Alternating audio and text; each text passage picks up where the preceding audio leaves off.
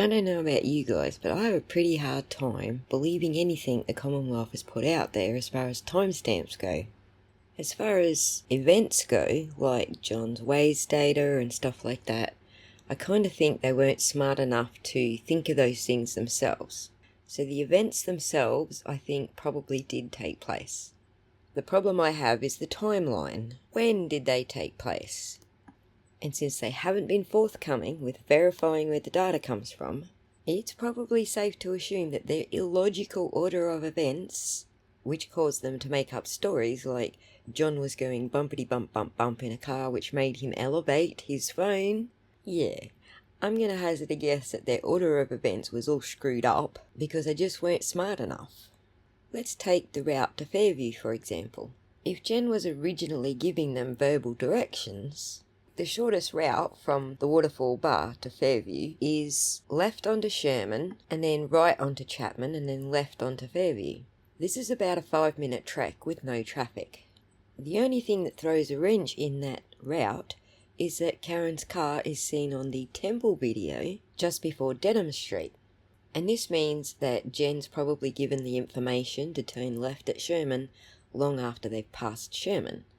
So let's assume that is the case, that Karen's vehicle travels all the way up Washington, passes the Temple, turns left onto Dedham, and then left onto Cedar Crest Road, overshoots Fairview, does a U-turn and comes back. So let's run with that, but let's also scrub the timeline.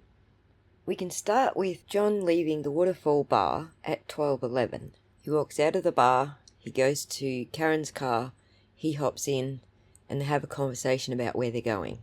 By this stage, Jen's already on the road, headed to Fairview, and shortly after that, John texts Jen where to. Presumably still driving, Jen calls John back because she can't text and drive. Those points and timestamps seem to not be in dispute. And let's face it, they didn't have any wiggle room there because of the CCTV from Waterfall Bar. Now let's assume that first call was getting verbal directions from Jen. Now, from this point forward, we have to forget timestamps and put things into a logical order. Starting with the 6-minute trip to Fairview. I've animated this on Google Maps, and it's pretty close to real time. It's just my dot showing the vehicle location isn't quite right. I picked the wrong program to keyframe the dot.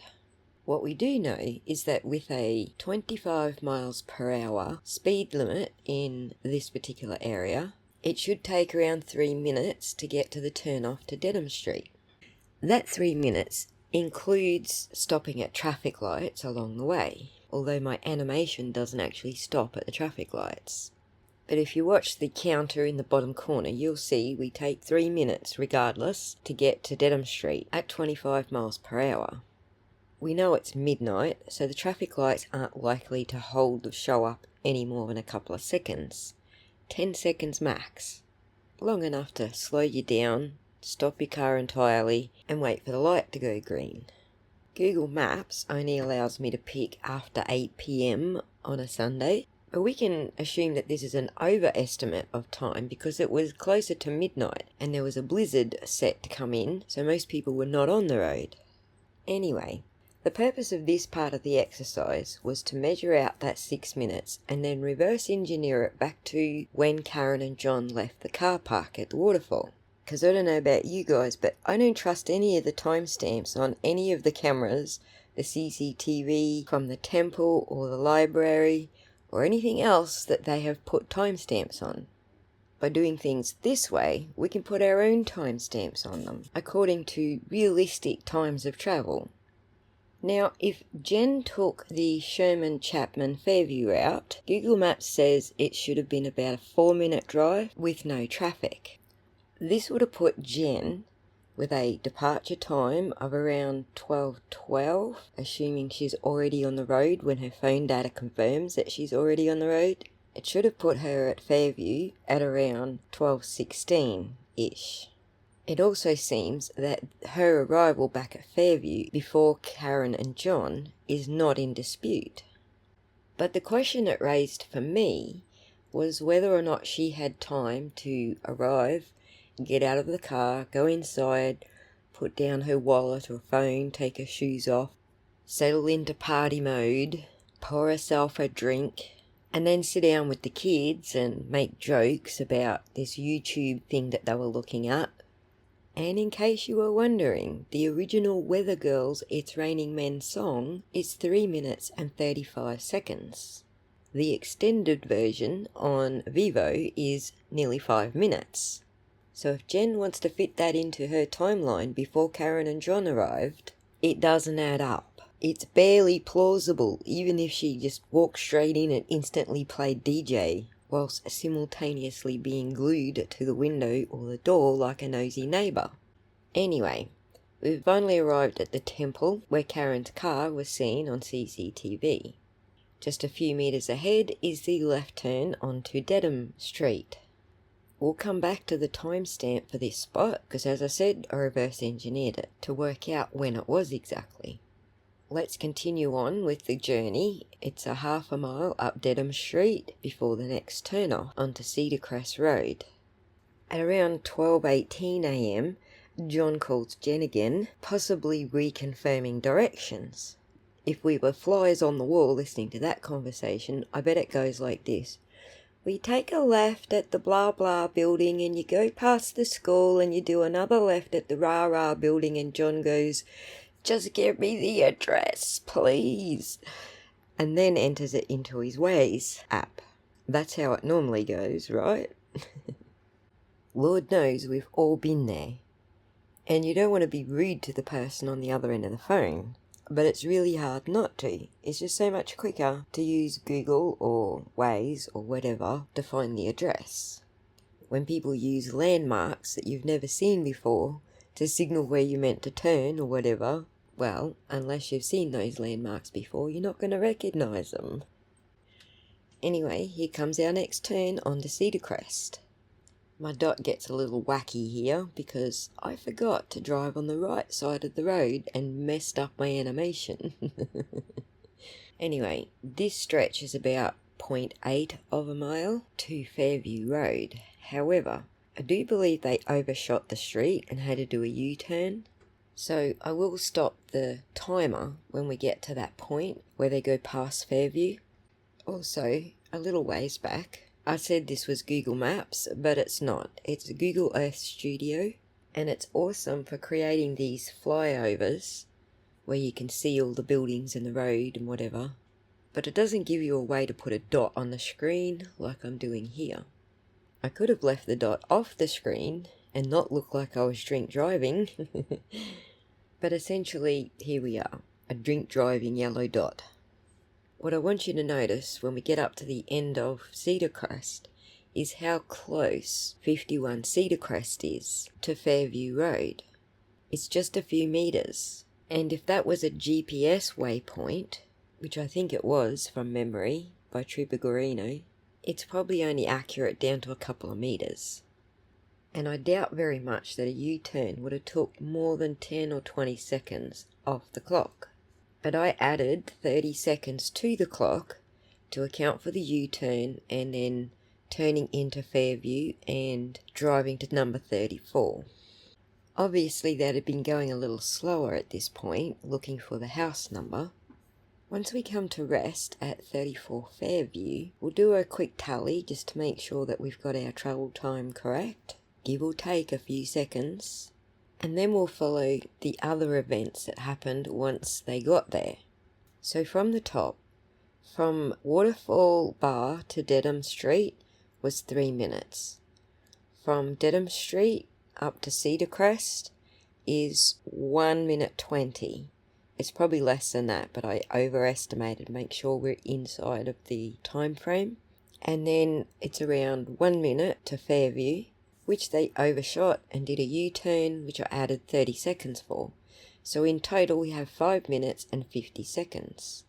So this was based on 25 miles per hour with a couple of seconds added here and there for traffic lights and turning corners. But if you didn't quite know where you were going, this could easily run into 6 minutes to 6 minutes and 10 seconds. But what you just sat through was real time 5 minutes and 50 seconds. Now this is where the reverse engineering comes into it. To work out precisely what time Karen and John left the Waterfall Bar parking lot, we refer to John's Waze data.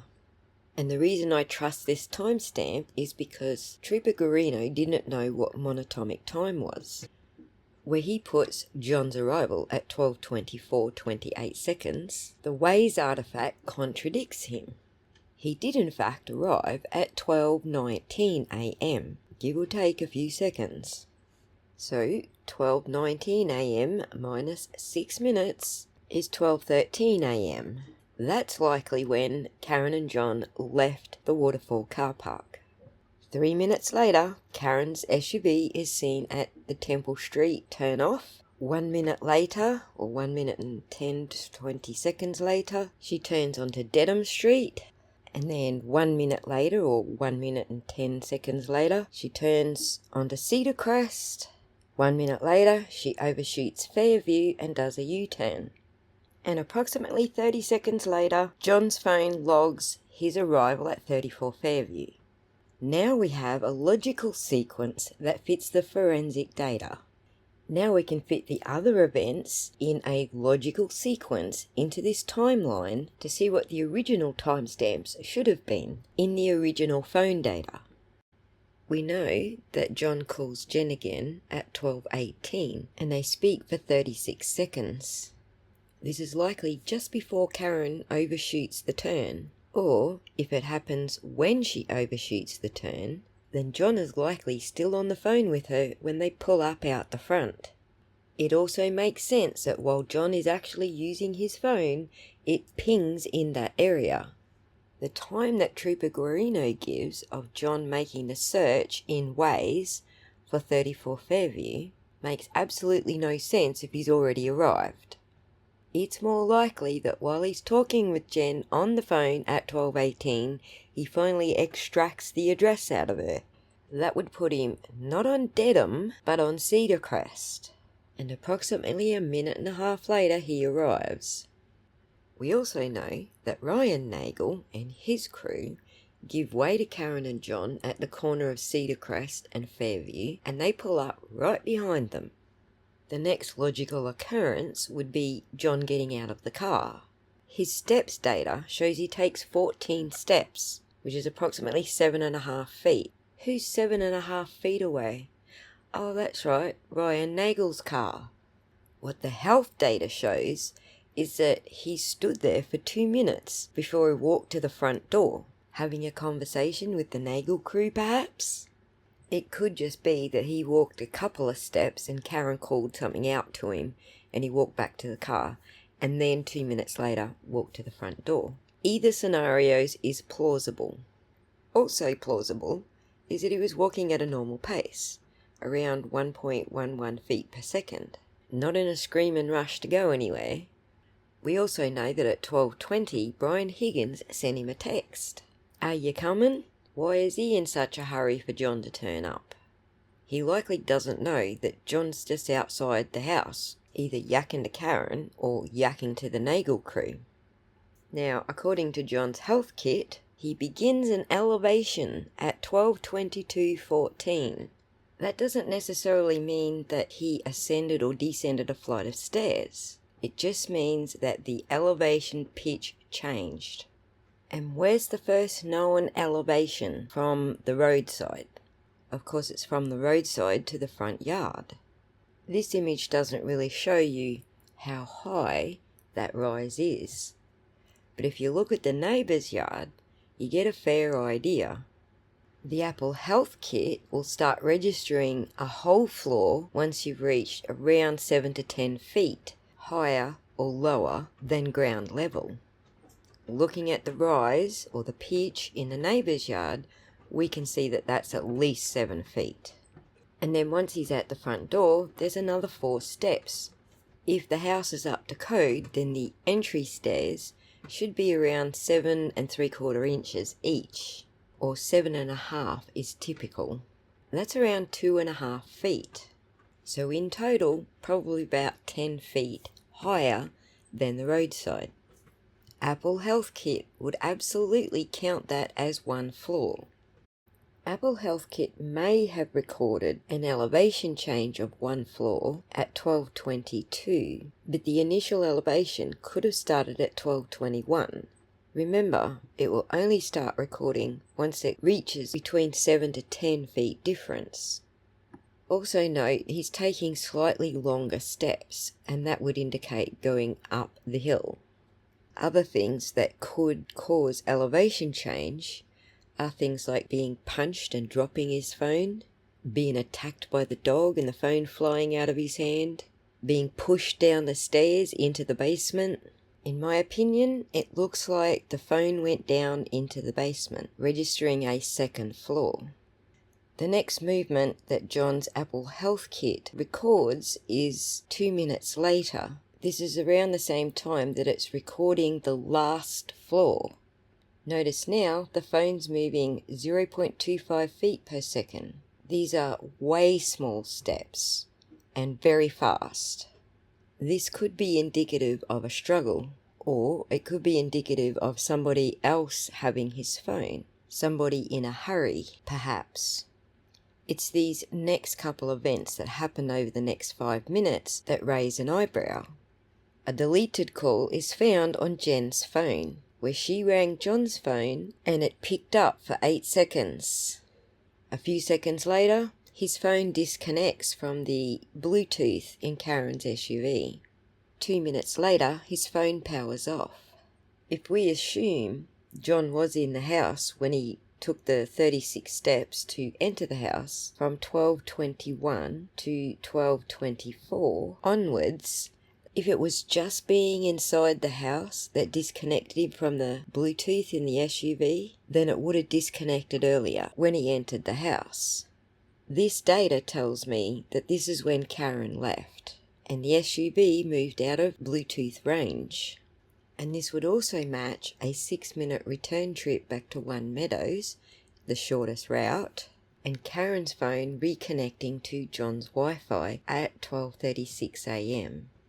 John's Bluetooth connection at 12:30 and Karen's reconnecting to his Wi-Fi at One Meadows is absolute forensic proof that she left 34 Fairview at 12:30. So there you have it. The actual timeline, according to actual travel times and a logical order of events. It puts John in the house by 12:21 and completely incapacitated between 12:22 and 12:24. Oh, and it also adds up to 9 minutes that Karen sat outside waiting. So she was pretty close when she estimated 10 minutes. Oh, the departure from Waterfall Bar at 12:11 a.m, seconds after everybody else has left. All those other people who said they saw Colin at the house on his way out the door? Not possible because they were all still at the bar at 12:10. Ruh-roll.